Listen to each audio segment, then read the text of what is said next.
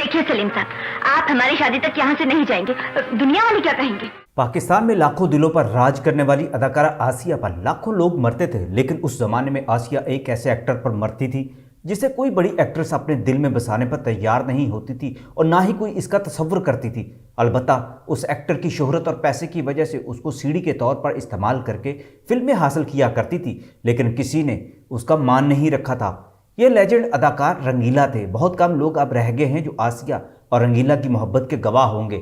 उस दौर में अक्सर लोग आसिया का मजाक उड़ाते थे, लेकिन मौला जाट की मुखो जटी को असल शोहरत और नाम रंगीला साहब की वजह से मिला था। 1970 में फिरदौस बेगम के नाम से जब आसिया बनकर वो फिल्म इंसान और आदमी में जलवा गर्ग हुई तो उन्हें शोहरत का वो मुकाम ना मिला जो रंगीला साहब ने आसिया को इस एक गाने से दिलवा दिया था। चंपा और चंबेली, ये कलियां नई नवेली। आसिया की खातिर रंगीला उस वक्त ताकतवर तरीन फिल्मी माफिया से भी टकरा गए थे। 1970 में रंगीला अपनी फिल्म दिल और दुनिया बना रहे थे। उस वक्त रंगीला का सितारा अरूज पर था और हीरोइनें उनकी फिल्मों में काम करने के लिए सिफारिशें कराया करती थी। रंगीला साहब ने दिल और दुनिया में अदाकारा दीबा को कास्ट किया था। दीबा उस दौर की महंगी सुपरस्टार थी, लेकिन फिर ऐसा वाकया रूनुमा हुआ कि रंगीला ने जब कि फिल्म की शूटिंग काफ़ी हो चुकी थी और दीबा बेगम को भी अंधी लड़की बनाकर उन पर यह इंतहाई वायरल होने वाला गाना चंपा और चंबेली फिल्माया जा चुका था, मगर रंगीला ने जब आसिया को देखा तो दीबा को कट कर दिया। दीबा की जगह आसिया को कास्ट कर लिया। दरअसल आसिया की मासूमियत ने रंगीला साहब के दिल को तार तार कर दिया था। उन दिनों जब फिल्म इंसान और आदमी की कामयाबी के बाद एक शाम आसिया एवेन्यू स्टूडियो में दाखिल हो रही थी, उन पर रंगीला के असिस्टेंट डायरेक्टर की नज़र पड़ गई। उस दिन वो रंगीला के साथ दिल और दुनिया की आउटडोर शूटिंग से वापस आया था। आसिया को देखा तो उसे रंगीला के दफ्तर ले गया। अभी वो आसिया को शीशे में उतार ही रहा था कि रंगीला साहब अंदर आ गए। असिस्टेंट डायरेक्टर ने आसिया का फौरी तारफ कराया तो रंगीला साहब आसिया को किसी बुत की मानद देखने लगे। मुंह से कुछ ना बोले, बस हैरत से आसिया को तकते चले गए। असिस्टेंट डायरेक्टर परेशान हो गया कि वो एक नगीना अपने लिए तलाश करके लाया है, मगर रंगीला साहब को यह नगीना पसंद आ गया है। रंगीला ने असिस्टेंट डायरेक्टर से कहा, बस बे बस, कल शूटिंग होगी और आसिया के साथ होगी। असिस्टेंट डायरेक्टर हैरान था कि कल शूटिंग होगी तो किस फिल्म की, क्योंकि दिल और दुनिया का गीत ये चंपा और चंबेली कलियां नई नवेली आज ही दीबा पर फिल्माया गया है और इस फिल्म की कहानी में कोई ऐसा किरदार और नहीं है जो आसिया से कराया जा सकता है। असिस्टेंट डायरेक्टर की ये उलझन रंगीला साहब ने खुद ही दूर कर दी और कहा, दीबा नहीं चलेगी, अब उसे कट कर दो। अब दिल और दुनिया की अंधी हीरोइन आसिया होगी। रंगीला साहब के फैसले ऐसे ही अंधाधुंध हुआ करते थे। दीबा बेगम से शूटिंग करा के टाइटल रोल से कट कर देना मामूली बात न थी। एक हंगामा खड़ा हो गया। सब कहने लगे कि देखा जाए वो कौन सी तोप लड़की है जिसकी खातिर रंगीला ने दीबा जैसी सुपरस्टार को कट कर दिया है। इस दौरान स्टूडियो में आसिया और रंगीला साहब की पहली मुलाकात की कहानी भी फैल गई और कहा जाने लगा रंगीला आसिया पर लट्टू हो गया है। उसे नहीं मालूम कि अब उसके साथ क्या होगा, क्योंकि ये बात भी अपनी जगह इंतहाई तल्ख थी। आसिया के साथ उसका मामू और वालिद भी ऐसे किरदार थे जिनकी बदनामियों का सिला दरअसल आसिया को मिलता था। आसिया जिस फिल्म में काम करती उसके डायरेक्टर और फाइनेंसर को उसके मामू और वालिद का भी लालच पूरा करना पड़ता था। दोनों ही जवारी और शराबी थे और आसिया की सारी कमाई खा जाते थे, बल्कि उसको जुए में भी हार जाते थे। इस फिल्म की शूटिंग के दौरान रंगीला साहब पर जब यह उगदा खुला कि आसिया एक दर्दनाक जिंदगी गुजार रही हैं, उनकी कोई घरेलू जिंदगी नहीं, ना उनकी कोई सहेली है, ना कोई गमखार है, तो रंगीला के दिल में आसिया के लिए पहले हमदर्दी और फिर मोहब्बत पैदा हो गई और वो दोनों एक दूसरे के करीब आने लगे।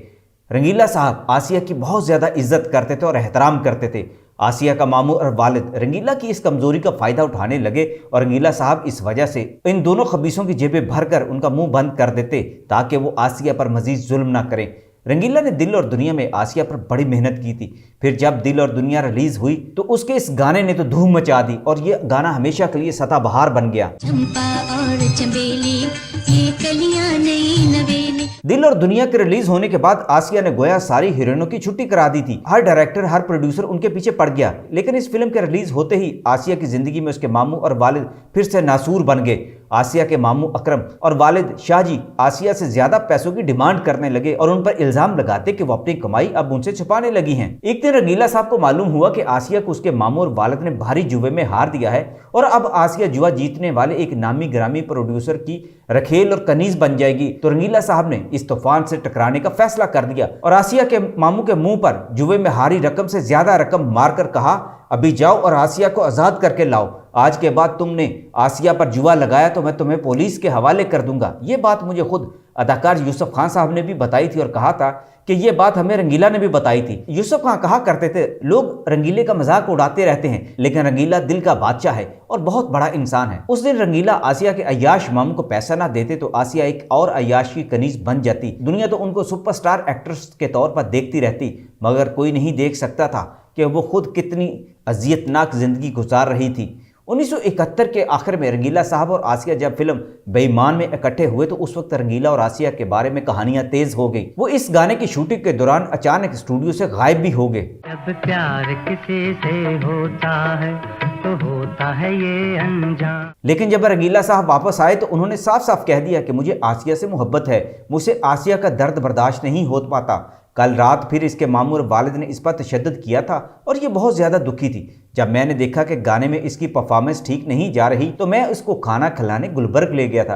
रंगीला साहब और आसिया बेगम की मोहब्बत के चर्चे कुछ अरसा होते रहे, लेकिन फिर ये दम तोड़ गए। रंगीला साहब के करीबी साथी कहा करते थे रंगीला साहब आसिया से शादी करना चाहते थे, लेकिन फिर आसिया और उनकी शादी क्यों ना हो सकी। इसकी वजह रंगीला साहब ने और ना ही आसिया बेगम ने कभी बताई थी। अलबत्ता आसिया जब एक बार कनाडा से पाकिस्तान आई थी तो उन्होंने इंकशाफ किया था, उस ज़माने में रोज़ाना मैं जीती और मरती थी। पूरी फिल्म इंडस्ट्री में मेरी ज़िंदगी के पहले चंद सालों में रंगीला साहब एक मेहरबान साया बनकर मेरे साथ रहे। वो बहुत अच्छे इंसान और एक हमदर्द दोस्त साबित हुए थे। उनके एहसानात मैं कभी नहीं भूली।